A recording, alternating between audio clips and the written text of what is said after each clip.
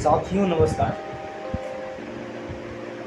आइए आज हम बात करते हैं कबीर साहब का चमत्कार पे प्रहार।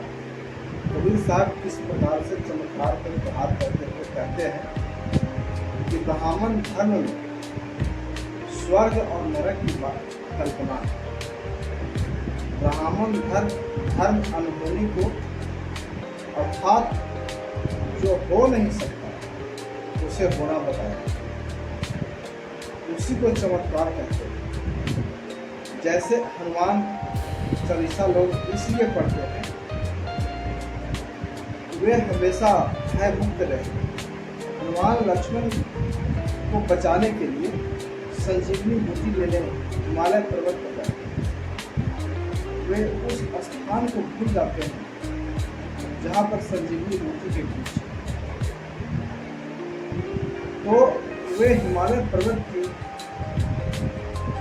हिंग उठाकर आकाश में ले उठते और वैद्य के पास पहुंचाते हैं। जो संभव नहीं उसे हनुमान भी संभव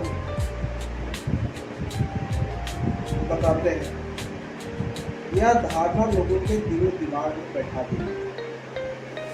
अब आगे हनुमान बाल अवस्था में ही सूर्य को निकल जाते हैं, जो सूर्य पृथ्वी से 13 लाख गुना बड़ा है और दहकता हुआ आग का गोला। हनुमान चालीसा में लिखा है कि बाल सवैर विभक्ष लियो तब तीनों लोक भये अंधियारो। अर्थात बाल अवस्था में ही हनुमान ने सूर्य को निगल लिया था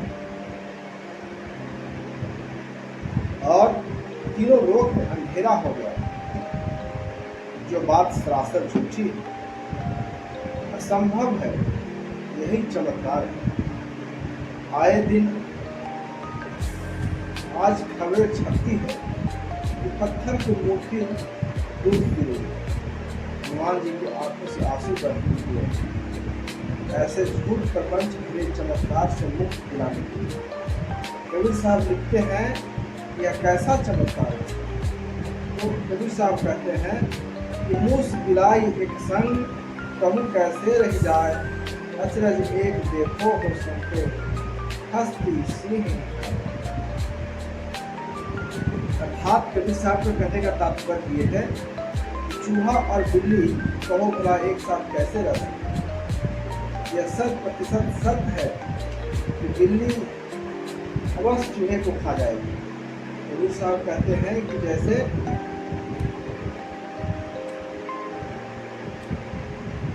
जैसी आश्चर्य की बात है कि जो सत्य सिंह जैसी ताकत रखता है, झूठ इतना ताकतवर बन गया है कि वह सत्य को निगले जा रहा है। अर्थात असत्य पर आधारित ब्राह्मणी व्यवस्था सत्य पर आधारित मानवीय मूल्यों को निगलने के लिए प्रयास कर रहा है और निगल रहा है। कबीर साहब आगे कहते हैं कि व्यंग्यात्मक शैली में ब्राह्मणों द्वारा रचित स्वर्ग की चमत्कारिक घटनाओं का वर्णन करते हैं। उस स्वर्लोक पर कबीर सवाल खड़ा करते हैं जिसमें आर्य ब्राह्मण बहुत कुछ बताते हैं। इस चमत्कार का वर्णन व्यंग्यपूर्ण शैली में कबीर साहब कहते हैं कर बिनु बाजय सुनाओ श्रवण बिनु, श्रवण श्रोता सोई पटन सुवरु बिनु अवसर बूझो मुनि जन कोई। अर्थात कबीर साहब कह रहे हैं कि हाथ के बिना वहाँ स्वर्ग में बाजे बजते हैं, कान के बिना उसे सुना जा सकता है। वहाँ ऐसा सुंदर नगर है जहाँ निरंतर सभा लगी रहती है। मुनिजन लोगों उस स्वर्ग रहस्य को जरा बूझो तो। आगे कवि साहब कह रहे हैं कि इंद्र बिनु लोग स्वाद जिह्वा बिनु अक्षय पिंड बिहानी, जगत चोर मंदिर जहाँ मोसै। खसम अछूत घर सुना।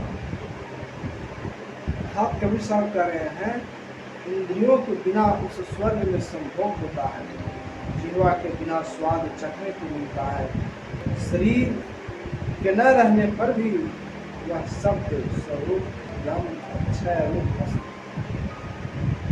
रूप रहता है। उस स्वर्ग लोक में लोग जागते रहते हैं, फिर भी चोर चोरी करता है।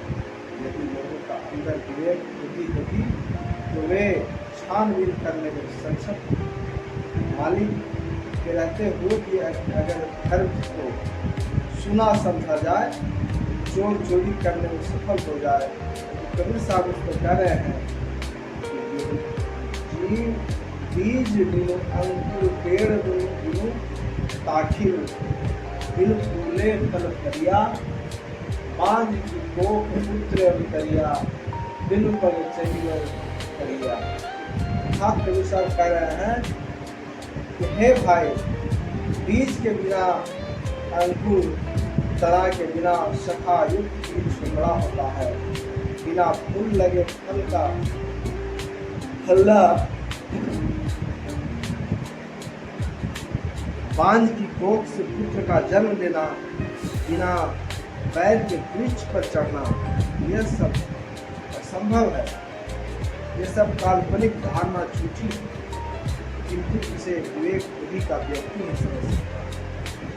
कबीर साहब आगे कहते हैं कि कबीर को ब्राह्मण धर्म शास्त्रों की धारणाओं की अनुमति और अनुभूति समझ से मिली, जिसमें ब्राह्मण के मुख से ब्राह्मण, बाहु से क्षत्रिय, पेट से वैश्य और पैर से शूद्र पैदा होता है।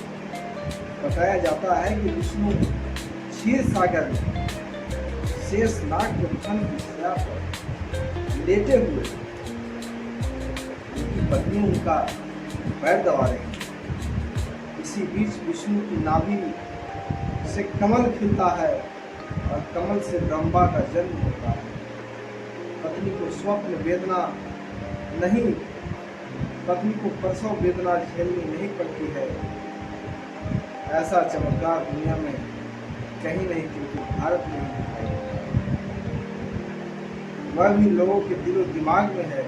फिर ऐसी मिथ्या धारणा पर कबीर कैसे चुप बैठ सकते। ब्राह्मण धर्म में ब्राह्मण विष्णु महेश बड़े चमत्कारी भगवान हैं। ब्रह्मा, विष्णु और शंकर का समाज में वही स्थान है जो भारतीय लोकतंत्र में व्यवस्थापिका, न्यायपालिका और कार्यपालिका का है। शास्त्रों का ब्रह्मा संविधान की व्यवस्थापिका, विष्णु संविधान की कार्यपालिका और शंकर संविधान की न्यायपालिका जैसे कहते हैं। आगे झगड़ा एक बनो राजा राम, जो निस 1200 निर्वाण, ब्रह्मा बड़ा कि जहाँ से आया, वेद बड़ा कि जिन्हें उपजाया, ही मन बड़ा कि जेह मन माना, राम बड़ा कि राम ही जाना। घर में भरी में कबीरा फिर उदास, तीर्थ बड़ा कि तीर्थ का दास। कबीर साहब कहते हैं कि हे मानव, संसार में एक ईश्वर का बहुत बड़ा झगड़ा लग गया है। इसका निर्माण करके जो असत्य त्याग कर सत्य समझे और ग्रहण करे, वही मुक्त होगा। मैं पूछता हूँ, ब्राह्मण बड़ा है कि ब्राह्मण कल्पना जिस मनुष्य जीव में हुई है वह बड़ा है। वेद बड़े हैं, वेद को जिस महर्षियों ने बनाया वे बड़े हैं। यह सब बड़ा, यह सच बड़ा है कि जिस अविनाशी जीवन ने मन को मानकर उसे बना रखा है, यह जीव बड़ा है। अपने से प्रथम श्रेणी कल्पित राम बड़ा है। इलाज की कल्पना करने वाले, उसे जानने वाली जीव बड़ा है। लोग विनाश में मुक्ति की आशा किए गए बकरी और तीर्थों में भटक भटक कर मरते हैं, परंतु वह जड़ तीर्थ है, तीर्थों की दास्ता करने वाले मनुष्य पड़े। इस प्रकार से कबीर साहब कहते हैं कि कथनी कथा सो क्या हुआ, कर्म न ठहराए, काल भूत का कोट जो देखत ही ढह जाए। तो साथियों, ये कबीर साहब जिन्होंने चमत्कार पर अपने कड़े शब्द से विरोध जताया है कि दुनिया में चमत्कार कुछ नहीं। तो ये कबीर साहब के शब्द थे जो मैं आपके बीच में रखा हूँ। तो हमें उम्मीद है कि आपको अच्छा लगेगा। साथियों, जिन्हें अच्छा लगे, क्योंकि ये जो विचार है देश के मूल निवासी बहुजन भी सुन सकते हैं, तो हमें उनसे ही निवेदन है कि हमारे चैनल को सब्सक्राइब करें, इसे लाइक और शेयर करें, ताकि